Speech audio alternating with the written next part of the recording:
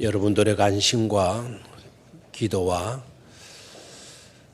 여러모로의 도우심이 있어서 저희들이 지난 주간 월요일 저녁에 출발해서 어저께 오전에 단기 선교를 마치고 돌아올 수가 있었습니다. 여러분의 기도에 감사를 드리고 도와주심에 감사를 드리고 무엇보다도 우리 선교지가 든든하게 서가는 모습을 보면서 하나님께 감사를 드렸습니다. 우리 단기 선교 우리 고등부가 이제 3차에 걸쳐서 갔지만 아마 가장 내실 있는 그런 단기 선교를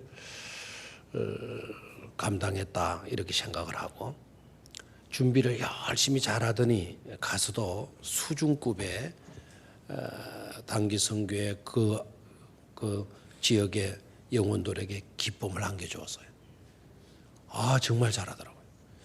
감동을 받고 아이들이 또 굉장히 좋아하고 우리 바탕가스 장로교회가 든든하게 서갔는데 예전에는 교회가 아직도 좀 약하다, 어리다 이런 생각이 들었지만 이제 그 아이들이 그 우리 유치원, 초등학교 아이들 이제 자라가지고는 덩치들이 이렇게 굵직해가지고 그 아이들이 그 일꾼들이 되어서 이제 교회에서 열심히 봉사하고 선교하는 교회가 가득한 그런 느낌을 받았습니다.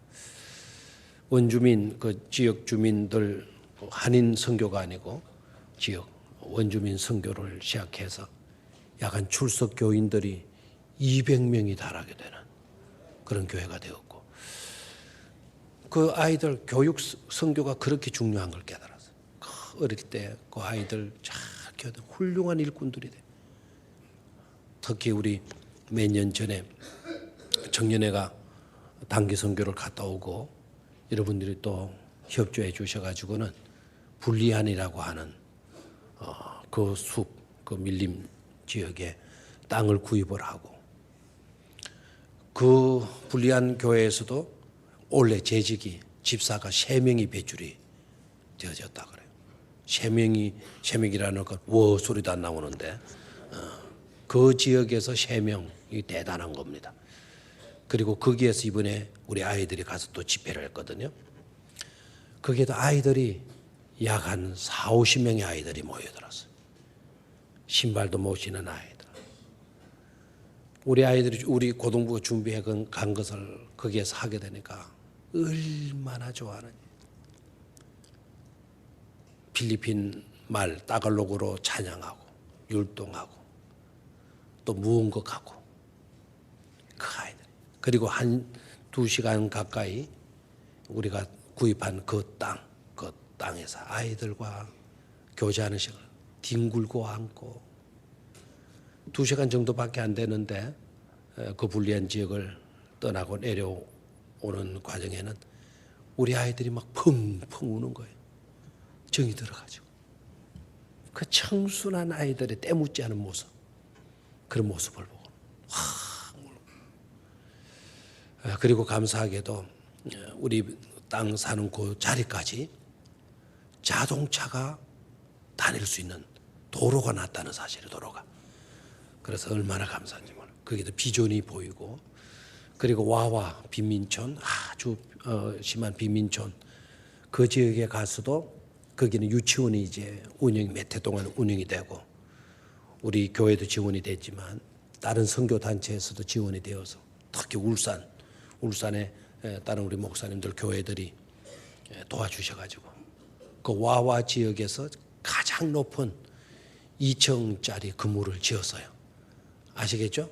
2층 지었는데 그 지역에서 가장 높은 알 사람은 빨리 알아야 되는데 가장 높은 교회당 짓고 유치원 지어가지고 거기에서도 유치원 아이들이 완전히 달라졌어요.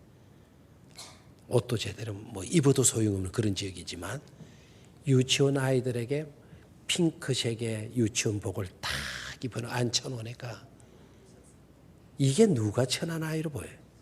너무 더 예쁜 거예요. 구름창이 속에 피어난 꽃이 더 예쁘듯이 말이에요. 굉장히 예뻐요. 그리고 또 거기에서도 우리 아이들이 발표했거든요. 발표는 글을 쓰기 좋아하는 거예요. 그리고 불리안에서도 그랬고 그 와와에서도 그러고 우리가 딸리 스물을 가지고 가지는 않았지만 우리로 말하면 팥죽 비슷한 필리핀 원식이 있는 거예요. 맛도 팥죽 비슷해요. 그 죽을 끓여가지고 나눠줬더니 끊임없이 오는 거예요. 끊임없이.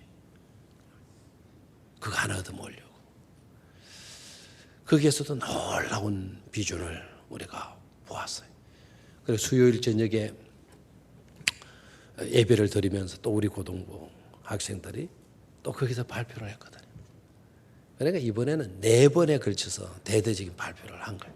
킹즈 퀴즈 아이들하고 또 했고, 그리고 수요일 저녁에도 했고, 뭐 굉장히 그 한 번 할 때마다 막 그 더운 지역에서 춤추고 막 그냥 모험각하고 얼마나 힘들어요. 근데 아이들이 얼마나 좋아하는지 또 변화받고. 그래서 나름대로 깨닫는 거는 청년회 때의 단기 선교도 중요하지만 특별히 중요한 거는 고등학교, 중학교 때가 중요한 것이로구나 깨달았어. 왜 그러냐? 청년 때는 이미 늦었어. 애들은 묵은지가 돼가지고는 이건 감정도 없고 우는 것도 없고 감동받는 것도 별로 없는 거야. 그런데 고등부 학생들은 감수성이 굉장히 예민한 거야. 애들이 따라주어서 고맙고 막 와서 못 가게 아이들을 붙드니까 그거를 이제 떼어놓고 온다니까 마치도 엄마가 안 떨어지려고 하는 아이를 떼놓고 먼 길을 가야 되는 그런 심정이 된 것 같아요. 그래서 애들이 울고. 그래서 청년 때보다도 더 필요한 거는 고등부 때의 단기 선교로구나 하는 것을 제가 깨달았어요. 근데 우리 교회에 있을 때는 그렇게 아이들이 말을 잘하는 줄 몰랐어요. 그렇게 또 정이 많은 줄 몰랐어요. 그러니까 우리 아이들의 마음이 너무 따뜻한 거예요. 그 정들이 너무 많은 거예요. 제가 볼 때 한 학생은 남학생인데 우리 교회 남학생인데 쑥맥이에요. 별로 말도 안 하고 집에서도 아마 그러지 않겠나 생각을 했더니 근데 그 아이가 수요일 날 저녁에 예배 마치고 우리 아이들 데리고 강단에 올라와서 거기에서 무릎 꿇게 하고 거기서 이제 기도하고 안수기도도 하고 막 그랬는데 거기서 애들이 결단을 회개하고 그래서 그 아이는 그때 눈물을 얼마나 흘리는지 모르겠어요. 난생 처음 눈물을 흘렸대요. 그리고 필리핀에 와서 2번째 눈물도 흘렸는데 수요일 저녁에 예배 마치고 그렇게 행사 마치고 난 뒤에 필리핀 그 청년들 학생들하고 또 교제하는 시간, 성도들하고 교제하는 시간을 가졌어요. 근데 한 아이가 자기에게 와가지고는 말을 붙이더라고요. 뭐 언어가 잘 통하지 않지만 언어가 없어도 마음과 마음은 소통할 수 있잖아요. 그래서 소통을 하고 자기를 알아주고 그 모습이 너무 예뻐가지고 정이 들었던 거예요. 그런데 이튿날 아침 목요일 아침에 일찍 우리가 이제 바탕 가서 우리 선교지를 떠나서 다른 지역으로 이동을 하는데 출발하려고 교회에서 이제 가서 예배를 드리고 출발하려고 하는데 그런데 어저께 만났던 그 아이가 새벽부터 와 있었다고. 우리 왜 하냐니까 우리가 언제 떠나는지 모르고. 그래서 그 아이가 우리 고등부 그 숙매 같은 아이에게 선물을 주려고 기다렸다는 거예요. 그래서 자기가 선물을 받았다는 거예요. 그 아이가 새벽부터 나와가지고 자기를 기다리고 있다가 우리 떠나는 시간에 자기를 부르더니 구석에 가가지고는 선물을 주는 무슨 선물을 주면 지가 입고 있던 티셔츠를 벗어주는 거예요. 티셔츠를. 그래 이 아이는 그 티셔츠를 딱 받고는 그렇게 울었다는 거예요. 버스를 타고도 계속 울고 있고. 그럼 왜 그러냐 그랬더니 왜 그렇게 우는데 그러니까 그래서 그 일이 있었다 그래. 네 마음이 참 약하고 참 곱구나. 제가 그렇게 위로를 하니까 이 아이가 하는 말이 뭔가 하니까 그 아이가 자기에게 티셔츠를 주었을 때 자기는 줄 것이 없었다라는 거예요. 줄 것이 없었다. 그래서 눈물이 나. 줄 것이 없어. 하나도 그 아이를 위해서 줄 것이 없어가지고 울었다는 거예요. 그래서 어깨를 또닥거리면서 지금은 줄 것이 없지만 너 앞으로 이번에 단기 선교로 다니 네가 변화되고 내가 열심히 기도하고 믿음 생활 잘하게 되면 하나님이 너에게 복을 주실 거다. 지금은 네가 못 죽어서 가슴 아프지만 그때 너는 넘치도록 도움을 줄 수 있는 사람이 되면 되는 것 아니냐. 네가 그것을 위해서 기도하라고 이야기를 했어. 이런 놀라운 역사들이고 발표하는 시간들 보니까 청년들 못지않게 아이들이 발표를 잘해요. 조리 있게 잘하고 느낀 거를 참 그간에 비전 보았던 걸 정리를 하고 그리고 단순히 감정에서 일어나는 것이 아니에요. 그래서 우리 교회는 미래가 있다. 바탕가스 장로교회도 어린 유치원 아이들 키워가지고 듬직한 굵직굵직한 일꾼들을 만들어서 교회가 가득하게 만들었다고 하는 우리 교회도 이런 아이들, 우리 청년 아이들, 우리 학생 아이들이 이렇게 잘 자라나면 앞으로 이 아이들이 우리 교회의 주역이 되어질 거다. 그런 따뜻한 마음을 가지고 있는 그런 심령의 일꾼들이라면 하나님 우리 교회를 더욱더 귀하게 사용하여 주실 줄로 믿습니다. 기도해 주신 모든 분들 감사를 드리고 또 필리핀 바탕가스 장로 교인들은 우리를 얼마나 좋아하는지. 우리는 파송교회이기 때문도 그래요. 선교사님과 사모님이 헌신적으로 해줘요. 여전도회가 얼마나 잘 챙겨주는지. 우리 아이들이 호텔에서 밥을 먹었는데 거기는 상류층 사람들이 거하는 그런 곳에서 식사를 했는데 한마디로 하는 이야기가 목사님 여기서 밥 먹어보니 우리 선교제에서 우리 식사 정말 너무너무 잘 대접받은 거네요. 그렇게 이야기를 해요. 맞다고 그래서 그 좋은 곳에서의 식사보다도 훨씬 바탕가스 장로교회 여전도의 손길 사랑의 손길로 우리를 섬겨주셨는데 음식이 엄청 정성이 담겨서 그리고 좋았어요. 최상의 것으로 또 대접을 받고 그렇게 왔습니다. 우리 고등부 학생들뿐만 아니라 우리 선교지에 하나님의 놀라운 축복이 은총이 넘쳐나게 될 줄로 믿습니다. 오늘 주와 같이 길 가는 것인데 제가 어저께 너무 좀 피곤해가지고 원고를 미처 작성을 하지 못하고 오늘 주보에 실린 설교 원고는 지난주 설교 원고와 동일합니다. 오늘은 세 번째 시간으로 주와 같이 길 가는 것의 의미가 어떤 것인가를 살펴보도록 하겠습니다. 우리가 믿음 생활하는 데 있어서 정말 중요한 단어. 우리가 예수를 믿고 구원을 받았다면 받은 우리들에게서 정말 중요한 단어. 그 중요한 단어가 있다면 그것은 바로 신앙 생활이라고 하는 단어가 될 겁니다. 신앙은 믿음이죠. 믿음은 삶의 내용이에요. 믿음의 내용이고 삶은 신앙 생활이라고 하는 것은 삶이고 그것은 동사입니다. 그러니까 내용 따로 삶 따로가 아니라 명사 따로 동사 따로가 아니라 명사와 동사의 연합. 믿음과 삶의 연합. 그것이 중요한 거죠. 믿는 사람에게 있어서. 그래서 우리는 신앙생활이라는 것을 하나의 막연한 단어로 생각하지 말고 우리가 넘치도록 하나님께 사랑받고 은혜받아서 믿는 자가 되었다면 그 믿음의 내용을 따라서 사는 삶, 믿음의 내용을 따라서 사는 삶, 그것이 바로 주님을 따르는 삶일 것인데 절대로 이것을 소홀히 하지 않아야 될 줄로 믿습니다. 그러니까 삶의 내용, 그 내용을 따라서 사는 삶. 결과적으로 주님을 따르는 삶이라는 게 어떤 것인가? 주와 같이 길 간다는 것이 어떤 것일까? 생각해 보세요. 막연히 주님 가신 그 길을 따라서 걷는 그런 삶만이 아니다. 주님과 함께 주님과 같이 길 간다라는 것은 주님의 생각을 따르고 주님의 행동을 따르고 주님의 뜻을 따르는 삶. 그런 삶이 주님과 같이 길 가는 삶이 되어야 된다는 사실이에요. 주님의 길을 따르고는 있지만 주님 생각, 내 생각 따로 있다면 그것은 신앙생활 하는 것이 아니죠. 주님의 삶의 양식과 내 삶의 양식이 구분되어지고 있다면 그것도 믿음으로 사는 삶이 아닐 것입니다. 주님의 뜻, 내 뜻이 따로 있다면 그것 또한 주님을 따르는 주님과 같이 길 가는 삶이 못 될 것입니다. 주님과 같이 길 간다라는 것의 의미는 주님의 생각을 따르고 주님의 생각이 곧 내 생각이 되고 주님의 삶의 방법이 나의 삶의 방법이 되고 주님의 뜻이 누구의 뜻이 되는 것, 내 뜻이 되는 것. 그런 삶을 사는 것이 바로 주님과 같이 길 가는 자의 삶이다라는 거예요.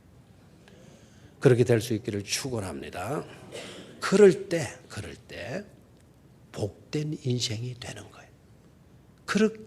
그렇게 사는 삶에서 복이 우리에게 이루어지게 되는 겁니다. 복된 인생이 되는 거예요. 시편의 말씀, 시편 1편의 말씀을 보면 그렇게 사는 삶의 결론이 어떻게 끌려나? 이 사람은 과실을 많이 맺는다. 시절을 쫓아서 열매를 맺는다 말씀했어요. 그리고 그 잎사귀가 마르지 아니함 같을 것이다. 그 말은 늘 푸르른 건강한 삶을 살게 된다는 것 아니겠어요? 그러니까 주님과 같이 길 가는 자의 삶은 열매가 풍성한 삶이 되고 시절을 쫓아서 결실하게 되는 기쁨을 얻게 되는 것이고 그리고 늘 푸름의 삶이 되어지는 것이다. 이어지는 말씀이 또 뭡니까? 내가 사망의 음침한 골짜기로 다닐지라도 해 받을 것을 두려워하지 아니하는 것은 주의 지팡이와 막대기로 나를 뭐 해주실 것이다. 안위해 주실 것이다. 편안하게 나를 지켜주실 것이다 라는 거예요. 주님과 같이 길 가는 자는 두려움 없는 하나님의 보호 속에서 진정한 평안을 누리는 삶이 되어질 수가 있는 것이죠. 부족함이 없는 축복된 인생을 살아드릴 수가 있는 것 아니겠습니까? 잘 되는 인생이요. 잘 될 수밖에 없어요. 주님과 같이 길 가는 삶은. 왜 그런가? 주님이 우리를 푸른 초장으로 뭐 해주신다? 인도해 주시고 쉴만한 물가로 우리를 뭐 해주시고 인도해 주시고 우리의 영혼을 뭐 해주시고 소생시켜 주시고 영혼이 잘 되게 만들어 주시고 그리고 평생을 의의 길로 뭐 해주시는도다? 인도해 주시는도다. 그래서 주님의 길을 따라 걷는 축복된 병영교회 성도들이 다 되시기를 바랍니다. 그래서 복된 인생이 되고 두려움 없는 인생이 되고 부족함 없는 인생이 되고 잘 되는 그런 복받은 인생으로 나아갈 수 있기를 축원합니다. 그런데 이 길을 따르는 데 있어서 한 사람이 등장을 해요. 야, 그 길이 너무 좋겠다 싶었는지 그래서 이 사람이 말을 합니다.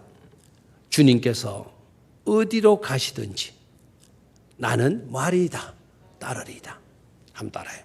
주님께서 어디로 가시든지 나는 따르리이다. 자, 이 말, 아멘을 했는데 웃어야 되겠네요. 아멘을 해줘 분명히.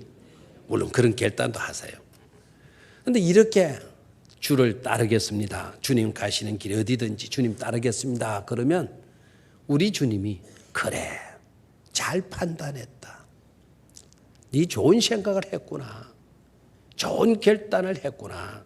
좋은 부탁을 나한테 했구나. 좋은 고백을 했구나. 이렇게 주님께서 말씀을 하셔야 되는데 그 사람을 향해서 우리 주님께서 뭐라고 이야기하셔요? No. 안 된다라는 거예요. 너는 안 된다. 참 이상하시죠? 좋은 결단을 한 것 같은데 좋은 선택을 했던 것 같은데 좋은 고백을 한 것 같은데 주님이 노하셔요. 노하시면서 하시는 말씀이 뭔가 하니까 여우도 굴이 있고 공중에 새도 보금자리가 있다. 그런데 인자는 뭐 둘 곳이 없다?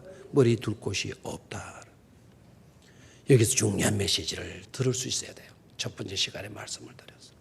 그 중요한 메시지가 뭡니까? 내가 선택하고 내가 결단할 문제가 아니다. 나는 따르리이다. 내가 주인이 되어서 내가 결단하면 갈 수 있는 일 아니겠습니까? 이렇게 나올 성질의 것이 아니다라는 거예요. 여러분 결단하십시오. 그걸 아셔야 합니다. 내가 결단만 하기만 하면 다 성사되어질 줄로 생각은 하지 마세요. 그 결단 속에 하나님의 은혜가 함께하지 못하면 우리의 결단은 하나의 장담에 그치고 말아요. 장담. 그래서 우리나라에 사자성어가 있잖아요. 작심매들이다, 사민이다. 여러분 작심하는 거 결단하지 않은 것 아닙니다. 그런데 문제는 바로 뭡니까? 3일을 넘지 못한다는 데 있어요. 내가 하겠습니다. 그거 참 장한 칭찬 들을 일이 아니라는 거예요. 내가가 우선이 되어지면 3일을 넘길 수가 없는 거예요. 복음적인 것이 아니다라는 거예요. 복음은 오로지 하나님의 은혜로 되어지는 일. 그렇게 믿고 따르는 일. 그게 바로 복음적이에요. 복음적이 아닌 것은 항상 내가가 나오는 거예요. 내가 하겠습니다. 내가 믿겠습니다. 어떻게 내가 믿어요? 하나님이 믿게 해 주셔야만이 믿을 수 있는 것 아닙니까? 내가 어떻게 장담을 해요? 내일 일을 알지 못하는 내가가 주인이 되면 안 돼요. 주님께서 나의 생명을 연장시켜 주시면 저는 그 일을 하나님의 은혜로 감당할 수 있을 것입니다. 이렇게 고백하는 믿음이 되어야 될 줄로 믿습니다. 이 사람의 문제는 바로 뭡니까? 내가 따르리이다. 이 사람의 심령 가운데는 자기만 있는 거예요. 나만 있는 거예요. 우리 주님께서 엉뚱한 동문수다과 같은 말씀을 대답을 해 주신 게 아니다는 거예요. 너의 마음속은 지금 너로 가득 차 있구나. 너로 가득 차 있구나. 인자는 네 속에서 머리 둘 곳이 없구나. 너에게 있어서 너를 간추를 할 수 있는 주인으로 있을 그런 여유 공간이 너에게는 없구나. 여우도 굴이 있고 공중에 나는 새도 자기 깃들일 보금자리가 있지만 인자는 머리 둘 곳이 없다. 너로 가득 차 있는 그 속에 인자는 주님께서 주인으로 있을 공간이 없구나. 너는 아니야. 주님께서 말씀하신 것이죠. 절대로 살아가면서 여러분 나로 가득 채우지 말고 정말 우리 빈틈 구석구석을 주의 은혜로 채울 수 있게 되기를 축원합니다. 여러분의 삶의 중심의 자리에 나를 앉혀놓지 말고 오로지 주님을 여러분들의 삶의 중심에 모실 수 있게 되기를 주의 이름으로 축원합니다. 두 번째 사람이 등장해요. 이 두 번째 사람은 마태복음 9장에서는 제자로 나오고 있죠. 이 사람이 말을 합니다. 이 사람에게 주님께서 말씀을 합니다. 너 나를 따르라. 주님을 따르고 있는 제자인데 그 제자를 향해서 우리 주님이 나를 따르라라고 말씀을 해요. 그랬더니 이 제자가 하는 말이 뭡니까? 59절에 나로 먼저 가서 내 아버지를 뭐하게 하소서 장사하게 허락하소서라고 이야기를 해요. 아마 우리 주님은 이 제자의 형편을 아셨던 것 같아요. 초상이 났고 아버지가 돌아가셨구나. 그런데 그 아버지가 돌아간 그 제자에게 갈등이 있을 수 있잖아요. 너 나를 따르도록 해라. 그랬더니 이 제자가 하는 말이 뭡니까? 아무래도 제가 먼저 가서 해야 할 일이 있을 것 같습니다. 내 아버지가 돌아가셨으니까 내 아버지를 뭐하게 하소서 장사하게 허락해 주십시오. 이렇게 부탁을 하는 거예요. 여기에서 내 아버지를 장사하게 허락하옵소서라고 했는데 두 가지 개념가 있어요. 이걸 잘 아셔야 돼요. 첫 번째 개념은 어떤 것인가 하니까 아버지가 진짜 실제적으로 돌아가셔서 자식된 도리로서 아버지를 장사해야 되지 않겠어요? 자, 그래서 아버지가 돌아가셨기에 이 제자가 가서 장례를 치르려고 하는 것이다 라고 하는 견해가 있고요. 또 하나의 견해는 이 아버지가 아직은 돌아가신 것이 아니다. 아무튼 삶의 위독한 그와 같은 상황에 놓여 있는 것이다. 그래서 그 위독한 위경 속에 있는 아버지를 그냥 둔다라는 것은 이건 문제가 있는 거다. 그래서 죽을 때까지 아버지가 돌아가실 때까지 임종을 지켜보고 아버지 장사할 수 있도록 그렇게 허락해달라고 한 내용일 거다. 두 번째 개념도 있어요. 그런데 학자들은 첫 번째 내용보다도 두 번째 내용의 무게를 더 두고 있습니다. 아직은 돌아가신 것이 아닌데. 근데 이 사람이 이제 곧 숨을 거두게 될 걸 알고 아버지 곁에서 임종을 지켜보고 아버지를 장사할 수 있도록 그렇게 해달라고 한 것일 것이다라고 생각을 해요. 내용의 뜻을 가만히 보면 두 번째 견해가 맞지 않겠는가 하는 생각이 들기도 해요. 그렇다면 이 제자는요, 굉장히 지혜로운 제자예요. 도덕적인 제자이기도 하지만 합리적인 그와 같은 이성적인 사람이기도 하지만 마땅히 부모를 장사해야 된다라는 우리나라에도 그러고 우리나라에도 그러잖아요. 어저께 아버지가 돌아가셨다면 오늘 여러분 주일이 됐는데 교회 나와서 예배합니까? 물론 그런 자들도 혹 가다가 있어요. 정말 믿음이 좋은 분들이에요. 어저께 아버지가 돌아가셔서 영안실에 계시는데도 불구하고 상중인데도 불구하고 오늘 주일이니까 나와서 예배하는 것. 참 보기도 좋아요. 그런데 되게 그렇지 않지 않습니까? 우리나라 풍습도 토요일 상을 당하면 목사님도 장로님도 권사님도 집사님도 일반 교인들도 다 그 상 자리를 지키잖아요. 그리고 우리가 가서 문상을 하고 하게 되면 상주가 마당에 나와서 인사하지도 않잖아요. 아버지 간을, 부모의 간을 떠나지 않고 그 자리를 떠나게 되면 막 일부러 더 들어가라. 상주가 나오는 게 아니다. 라고 하면서 떠밀고 하잖아요. 그게 우리의 도리예요. 유대인은 그런 예의가 없어가지고 유대인은 그런 아닙니다. 유대인 세계에서도 꼭 마찬가지예요. 부모가 상을 당하게 되면 일주일 동안 그 상자리를 떠나지 않고 장례를 다 진행해야만이 자식된 도리를 제대로 한 것으로 되어져 있어요. 우리 주님께서 장례를 아버지 초상을 원하는데 이 사람은 지혜로운 사람이라는 게 뭘 알 수 있냐면 두 번째 견해에서 아버지 곁을 지켜 있어야만이 그리고 아버지 임종을 하고 장례를 치러야만이 아버지의 유산을 상속받을 수가 있다라는 거예요. 그러니까 내가 지금 이 자리 이 시간을 놓치게 되면 아버지의 유산이 내게로 상속되지 못한다. 그래서 그 상속을 받고 아버지 장례를 다 치르고 난 뒤에 주님을 따를 수 있도록 허락해 달라고 부탁을 한 거예요. 근데 이 사람에게 우리 주님께서 뭐라고 이야기를 하시죠?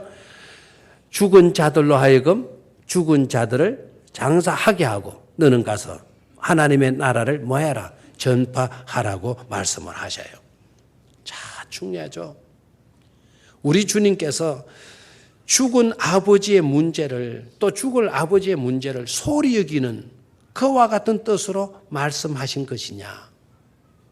그렇다면 우리 주님은 도덕도 무시해버리고 합리적인 어떤 것들도 무시해버리는 그런 분이실까라는 것인데요. 그런 뜻으로 생각하지 마세요. 이 세상에는 죽은 자의 일이 있고 산 자의 일이 있다라는 거예요.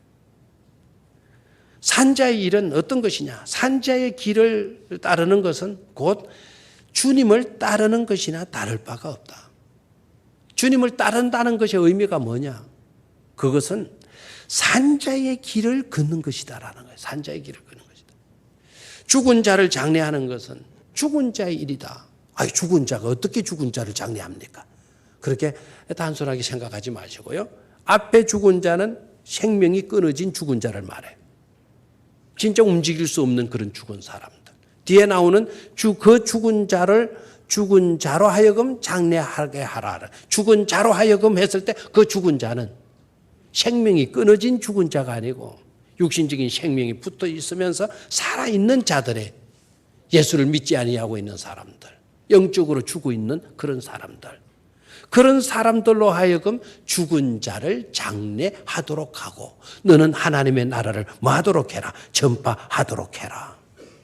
하나님의 나라의 일은 어떤 것입니까? 살리는 일 아닙니까? 하나님의 나라를 전파한다라는 것은 복음을 전파하는 일 아니겠습니까? 그러니까 죽은 자의 일에 치중하지 말고 살리는 일에 뭐 하는 자가 되라? 치중하는 자가 되라. 그 일에 집중하는 자가 되라는 메시지를 주신 것이죠. 사실 그렇지 않습니까? 영원성을 지니는 가치 있는 일이 세상에는 있고요. 이 세상에는 또 반면에 생명을 투자하기에는 너무 아까운 썩어질 없어질 일들이 얼마나 많은지 몰라요. 여러분 어떻습니까? 내 생명을 다 바쳐서라도 아깝지 않은 그런 삶을 살고 있습니까? 내 생명을 다 바쳐 아깝지 않은 그와 같은 삶의 내용 어떤 것들이 있습니까? 자녀를 사랑하는 것. 자신의 모든 것을 주고도 더 주고 싶은 그와 같은 마음들이 부모의 마음들 아니겠습니까? 그와 같은 그와 같은 삶을 살아가고 있는 자입니까? 아니면 정말 살아가면서 생명을 투자하기 너무 아까운 썩어 없어질 그와 같은 일에 매여 있고 있습니까? 그렇다면 여러분들은 불행한 사람이 되고 말 것입니다.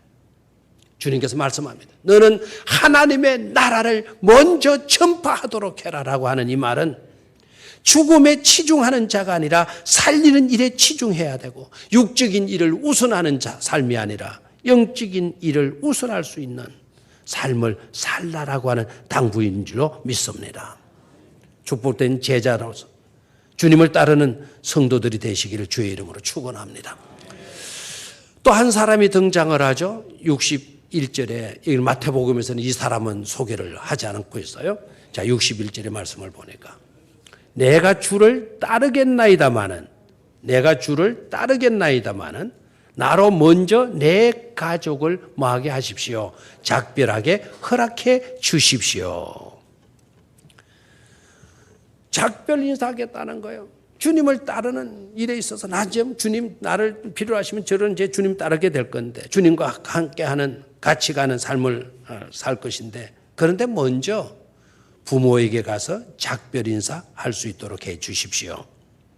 그럼 그 잠깐이면 작별 인사 되는 것 아닙니까? 그런데 우리 주님께서 하신 말씀이 쟁기를 손에 잡고 뒤를 돌아보는 사람은 하나님의 나라에 맞지 않다. 합당하지 않다라고 딱 말씀을 하시는 거예요. 잠깐이면 되는데 그 잠깐의 작별 인사조차도 거부하시는 주님의 말씀. 뭘 의미하는 것인가? 잠깐 동안이지만 그것마저도 허락하지 못하는 하나님의 나라에 합당한 그 일에 매일하는 거예요. 그만큼 하나님의 나라를 전파하고 주님을 따르고 주님과 같이 길 가는 것은 그만큼 시급한 일이다는 거예요. 주와 같이 길을 가겠습니다마는 나로 먼저 내 가족과 작별하게 허락하소서. 조건을 제시하고 단서를 붙여요. 먼저 인사하게 주십시오. 주와 같이 길을 감에 있어서 도덕적이고 합리적인 조건을 붙이면서 그 일은 제가 할 수 있도록 해달라고 부탁하는 거예요. 그런데 우리 주님은 청천벽력과 같은 말씀. 그런 자는 하나님의 나라에 맞지 않다. 합당하지 않다라고 말씀을 하죠. 이 무슨 뜻일까요? 우리는 잘 용납이 안 돼요. 그 정도는 할 수 있어야죠. 주님은 너무 극단적이야. 주님은 너무 융통성이 없어. 막 이렇게 주님을 생각하실 겁니까? 그것도 내 형편으로 끌어와서 우리의 생각들을 정당화시킬 것입니까?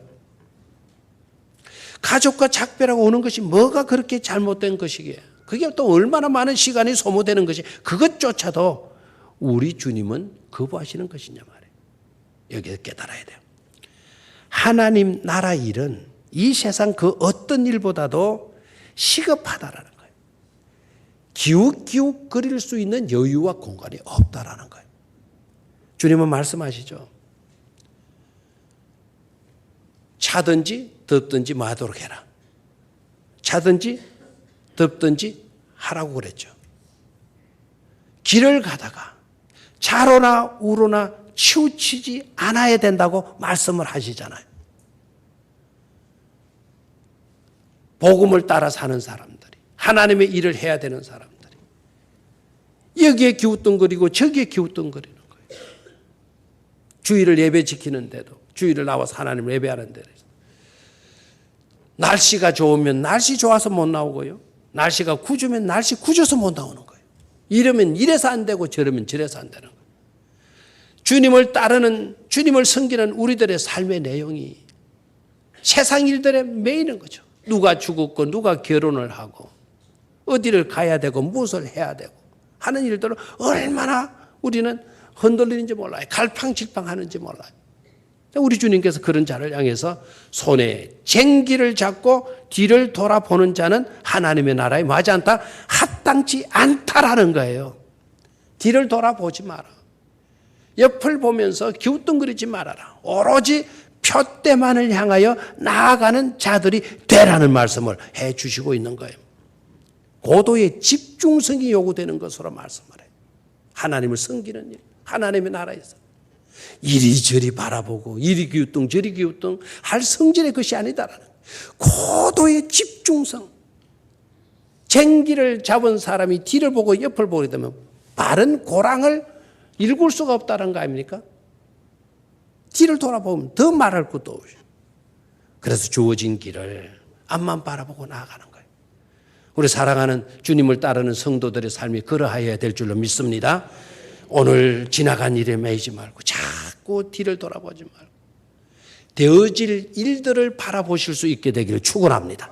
쏙쏙이었던 아들, 섭섭하게 했던 아들, 나에게 상처를 준 그 사람, 지난날 상처 거기에 매이지 말고 내 아이가 지난날에는 나에게 상처를 주고 실망을 안겨주었지만은 장차 하나님의 은혜로 내 아이는 잘 될 수밖에 없는 아이다. 언젠가는 하나님의 은혜가 주어질 것이고 그 은혜가 주어지면 내 아이는 복된 아이가 되어질 것이다. 되어질 아이를 바라보면서 앞으로 전진해 나가는 그런 삶이 바로 주님을 따르는, 주님과 같이 길 가는 사람의 삶이 되어야 된다라는 것을 말씀해 주셨는 거예요. 앞을 바라볼 수 있게 되기를 축원합니다. 지난날 부족했던 것, 지난날 쏙쏙했던 것, 지난날 아프게 했던 것, 그게 30년 일인데도 50년 일인데도 아니 어저께 일이라도 뒤의 것을 바라보지 말고 하나님의 은혜가 주어지게 되면 반드시 거듭나서 새 사람, 복된 사람이 되어질 것을 깨닫고 지난날에는 내가 해쳤을지라도 그가 나를 해쳤을지라도 언젠가는 하나님의 은혜가 임하면 그가 나를 도울 사람이 되어질 것임을 바라보면서 나아가는 그런 삶을 살 수 있기를 축원합니다. 그리고 주님과 함께 가는 일에 있어서는 극단적인 지혜가 있어야 되고 결단이 있어야 된다는 거예요. 어떤 지혜냐? 더 중요한 것과 덜 중요한 것을 구분할 수 있는 지혜가 있어야 되는 거예요. 죽은 자의 일과 산 자의 일을 구분할 수 있는 지혜가 있어야 된다는 거예요. 상대적인 일과 절대적인 일을 구분할 수 있는 뭐가 있어야 된다? 지혜가 있어야 된다라는 거예요. 그리고 주님의 부르심이 있었다면 내 모든 것들을 다 내려놓고 주님의 뜻대로 살기로 했네. 주님 뜻대로 살기로 했네. 이 세상 모든 것 버리고 주님 뜻대로 살기로 했네. 주님 뜻대로 살기로 했네. 하나님 은혜로 주님의 뜻대로 살기로 마음먹는 결단이 있어야 될 줄로 믿습니다.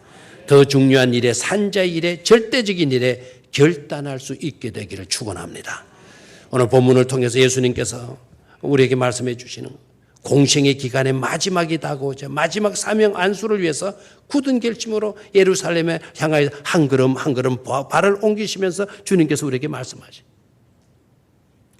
예수님을 따르기로 하는 우리 성도들은 지금까지의 안이한 태도를 버리고 하나님의 나라와 복음을 위해서 모든 것을 희생할 결단을 가지고 새롭게 살기를 축원합니다. 어떤 상황이든지 간에 흔들림 없는 자세로 주님을 따르며 하나님의 나라와 그 의를 삶의 가장 최우선순위에 두고 이를 위해 최선을 다하는 진정한 제자들이 되도록 해야겠습니다. 그런 축복된 성도들이 되시기를 주의 이름으로 축원합니다. 주와 같이 길 가는